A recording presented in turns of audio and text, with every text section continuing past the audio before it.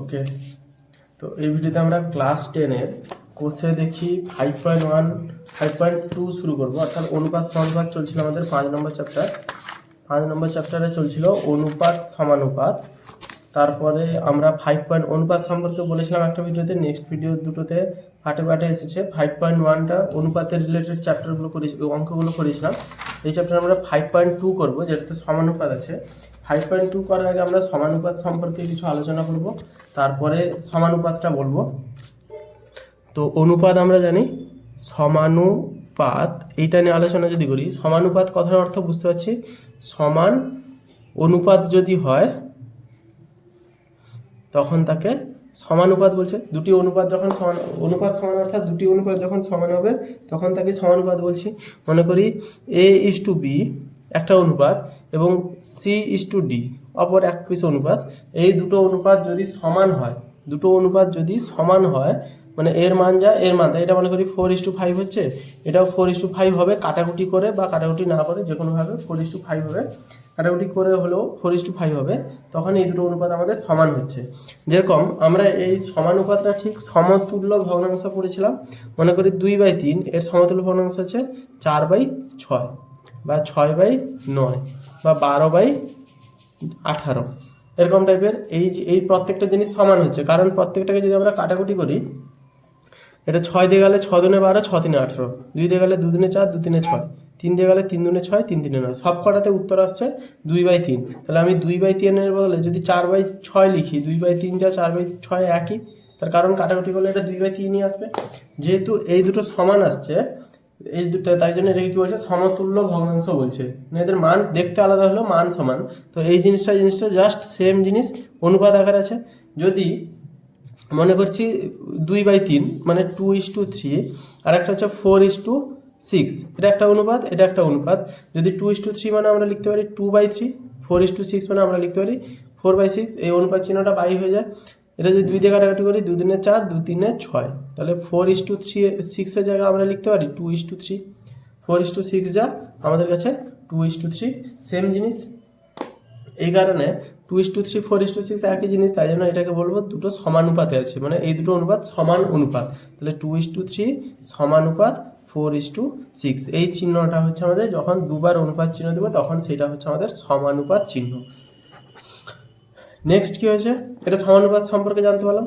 সমানুপাতের কিছু কিছু জিনিস আছে, সমানুপাতের কিছু কিছু জিনিস আছে, যেরকম এই পাশে শুরু করছি 5.1। যদি এটা 2 3 4 6 বলছি, এটাকে ABCD করে বলছি আমি, তাহলে A:B সমানুপাত C:D যদি থাকে, তার মানে এটা বলতে পারি A/B যা C/D, একই জিনিস, কাটাকুটি করলে একই জিনিস বের হবে, মান হয়তো আলাদা হতে পারে, কিন্তু এটা বা এটা যে কোনো একটা কাটাকুটি করলে উত্তর একই বেরোবে, এইভাবে থাকছে। তো সমানুপাতটাকে লিখছি A:B সমানুপাত C:D। এ হচ্ছে প্রথম পদ, বি হচ্ছে দ্বিতীয় পদ, সি হচ্ছে তৃতীয় পদ, আর ডি হচ্ছে চতুর্থ পদ। তো প্রত্যেকটা পদ পরপর থাকলে একটা, যেরকম অনুপাতে A:B লেখা হয়, উত্তর পদ, সরি এটা আগে আছে বলে পূর্ব পদ, পরে আছে বলে উত্তর পদ বলা হয়। এখানে ঠিক সেমভাবে এখানে প্রত্যেকটার নাম উত্তর পদ পূর্ব পদ নেওয়া হয়, প্রথম পদ, দ্বিতীয় পদ, তৃতীয় পদ, চতুর্থ পদ, 4টে পদ নাম দিয়ে দেওয়া হয়। এরপরে যেটা পড়বো, প্রত্যেকটা সমানুপাত আছে, যদি এরপরে পড়বো সেটা চতুর্থ সমানুপাতি। চতুর্থ সমানুপাতি হচ্ছে, মনে করছি A/B/C দিয়েছে, তাহলে যদি চতুর্থ সমানুপাতি নির্ণয় করতে বলছে, যেটা লাস্টের সমানুপাতটা এইটা বলছে চতুর্থ সমানুপাতি।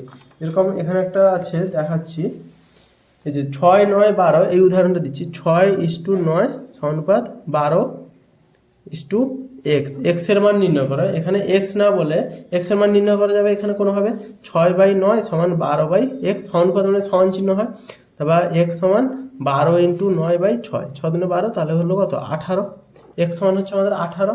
এই যে x এর মান নির্ণয় করা, এইভাবে না বলে বলতে পারে 6 9 ও 12 এর চতুর্থ সমানুপাতি নির্ণয় করো। চতুর্থ মানে 4 নম্বর সমানুপাতি নির্ণয় করো, এইভাবে বলতে পারে। এই x না দিয়ে তো আমরা x ধরবো, তারপর এটা করবো। চতুর্থ সমানুপাতি সম্পর্কে জানলাম। এরপরে যেগুলো ইম্পর্ট্যান্ট সেটা হচ্ছে ক্রমিক সমানুপাতি। ক্রমিক সমানুপাতি কথার অর্থ হচ্ছে পরপর থাকে। ক্রমিক কথার অর্থ হচ্ছে পরপর যেগুলো থাকে সেটাকে ক্রমিক সমানুপাতি বলে। যেরকম মনে করছি এ বি সি তিনটা আছে ক্রমিক সমানুপাতিতে, তিনটে আছে ক্রমিক সমানুপাতিতে, তাহলে এটা অনুপাত আকারে লেখার জন্য আমরা অনুপাত মানে সবসময় জানি যে চারটে পদ থাকে, A B C D, A B C D চারটি পদ থাকে। ওকে, মাঝখানে ডাকলে সমস্যা। ক্রমিক সমানুপাতি এ বি সি যদি ক্রমিক সমানুপাতিতে থাকে, তিনটে দেয় এখানে। ক্রমিক সমানুপাতি কথাটা তো পরপর বলেছিলাম। সমানুপাতে আমরা জানি কটা পদ থাকে, 1 2 3 4টি পদ থাকে, A is to B C is to D যদি ধরি, কিন্তু এখানে তিনটি পদ আছে, নিশ্চয়ই একটা পদ দুবার হবে। সেই একটা পদ হচ্ছে কোনটা, বি পদটা, অর্থাৎ মাঝখানের পদটা দুবার করা হবে। তাহলে এ ইস টু বি সমানুপাত বি ইস টু সি।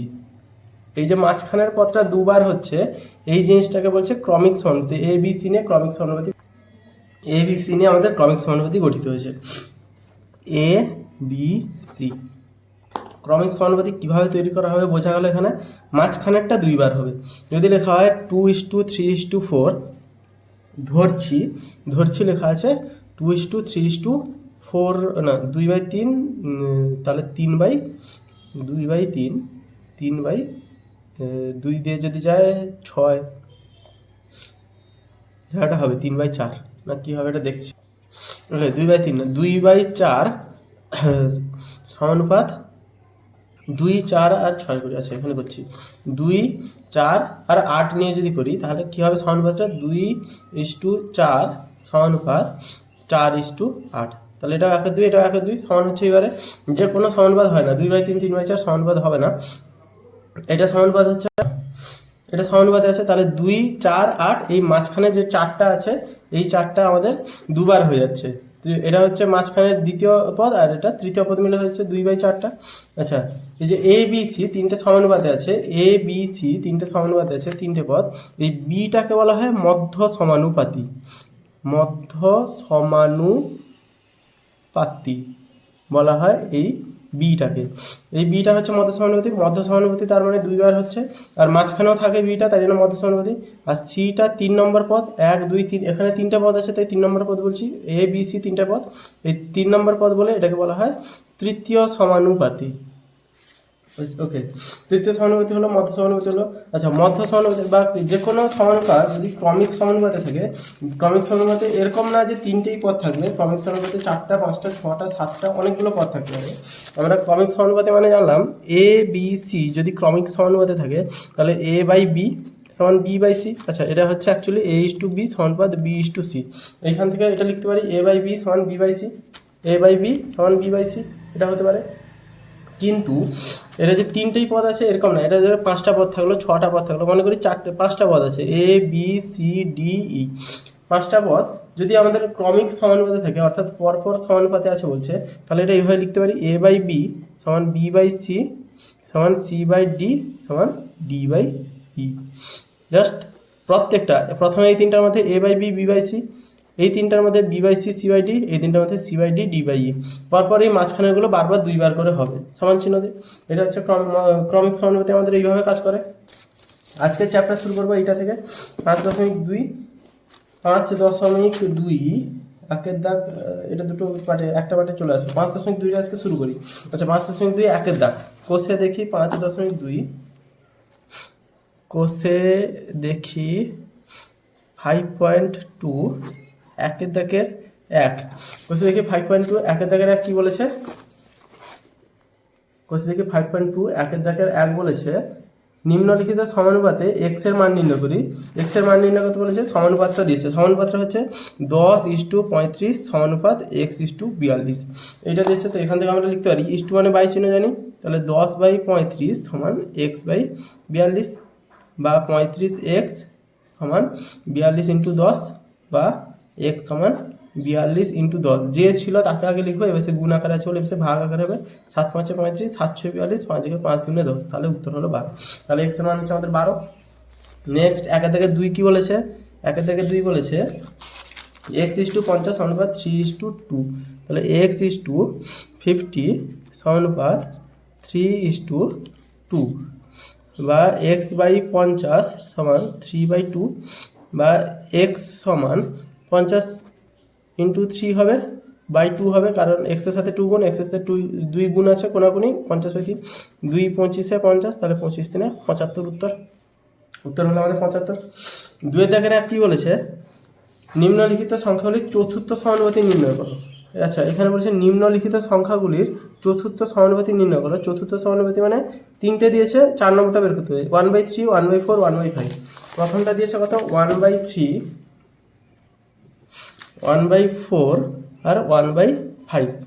চতুর্থ সমানুপাতি নির্ণয় করতে বলছে, অর্থাৎ পরেরটা বের করতে বলছে। চতুর্থ সমানুপাতি মানে 4টে পদ, যেটা লাস্টেরটা সেটা বের করতে বলছে। এর আগে চতুর্থ সমানুপাতি পড়লাম, তাহলে এটা হবে 1/3:1/4 সমানুপাত 1/5:x। মনে করি চতুর্থ সমানুপাতি সমান x, তাহলে এটা লিখতে পারি 1/3/1/4 সমান 1/5/x, বা যদি কোনাকুনি গুণ করি 1/3 × x সমান 1/4 × 1/5, এটা বেড়েছে। বা x সমান লিখতে পারি 1/4 × 1/5 × 3। 1/3টা এসে গেলে 3 হয়ে যাবে, বা ভাগ হয়ে গেলে 3 হয়ে যাবে, তাহলে উত্তর হলো 3/20। x এর মান 3/20 বেরোলো, অর্থাৎ চতুর্থ সমানুপাতি 3/20 বেরোবে। নেক্সট একই রকমভাবে প্রত্যেকটা অঙ্ক করতে হবে, প্রত্যেকটা করে দিচ্ছি অবশ্যই। 9.6 কিগ্রা, এত কিগ্রা, এত কিগ্রা, তিনটার মধ্যে বলেছে 2 থেকে 2, 9.6 কিগ্রা, 9.6 কিগ্রা, 7.6 কিগ্রা, 28.8 কিগ্রা। তো এটা তিনটাতেই একক একই আছে, তাই জন্য কোনো চেঞ্জ করবো না। এইটা = 7.6 সমানুপাত 28.8 x, তাহলে এইটা বাই এইটা, তাহলে 9.6/7.6 সমান 28.8/x, বা x সমান লিখতে পারি 0.6 গুণিতক 28.8, 9.6, 9.6 এর সাথে x গুণ, 9.6 এর সাথে x গুণ, এই দশমিক কেটে গেল, আর এখানে একটা দশমিক কাটলে নিচে 10 গুণ হয়ে যাবে। এবারে গুণ করব 76, 2 দিয়ে যদি যায়, 2 একে 2, আচ্ছা 12 দিয়ে এটা কাটি, 12 8 96, 12 একে 12, 12 দুনে 24, 48, 12 4 48, আর একে 8 3 24, এটা 2 5 10, 2 3 6 16, 2 3 6 16, 2 8 16, 38 38 × 3/5, তাহলে 3 8 24, 4 হাতে 2, 3 3 9, 10 11/5। এটা দশমিকে, যেহেতু কোশ্চেন দশমিকে চেয়েছে, তো আমাদের উত্তরটা দশমিকে বের করতে হবে। দশমিকে যদি বের করে 5 দুনে 10 14, 5 দুনে 10 40, 5 40, 22.8 উত্তর আসবে। 2 থেকে 3টা কি বলছে, x² y, এটা, তাহলে 2 থেকে 3 বলছে x² y y² z সমানুপাত z² x, এটা লিখতে পারি। যেহেতু x ধরে নিয়েছে, তাহলে আমরা a ধরছি, a হচ্ছে চতুর্থ সমানুপাতি, যেহেতু x ধরছে, x ধরে লাভ নেই, তাহলে x² y y² z = z² x a, বা a সমান হচ্ছে y² z × z² x x² y। y কাটবে, এখানে স্কোয়ার কাটবে, x কাটবে, এখানে স্কোয়ার কাটবে, তাহলে z3y/x, x এর মান z3y/x, এটা বেরোবে। নেক্সট 4 দেখের অঙ্কটা কি করব, সরি, p - q, 2 থেকে 4 বলেছে, অনুপাত p² - q² অনুপাত p² - pq + q²,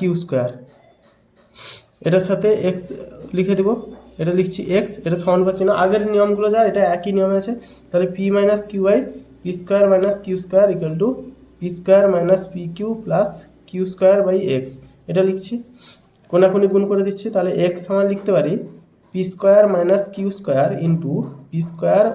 - pq + q²/p - q সমান, এটা হচ্ছে কত, p² - q² মানে p + q × p - q, a² - b² সূত্র। আর এটাকে তুলে দিচ্ছি, শুধু কোনো কাজে লাগছে না আপাতত, কারণ আমরা দেখতে পাচ্ছি নিচে যে pq আছে, এইটার সাথে এটা কেটে যাচ্ছে। তাহলে p + q তাহলে a + b × a² - ab + b², এটা হচ্ছে aq + bq এর সূত্র। তাহলে x এর মান হলো pq + q। তাহলে নেক্সট ভিডিওতে আমরা 3 দাগ থেকে শুরু করছি, 5.1 জাস্ট শুরু করে দিলাম একটু।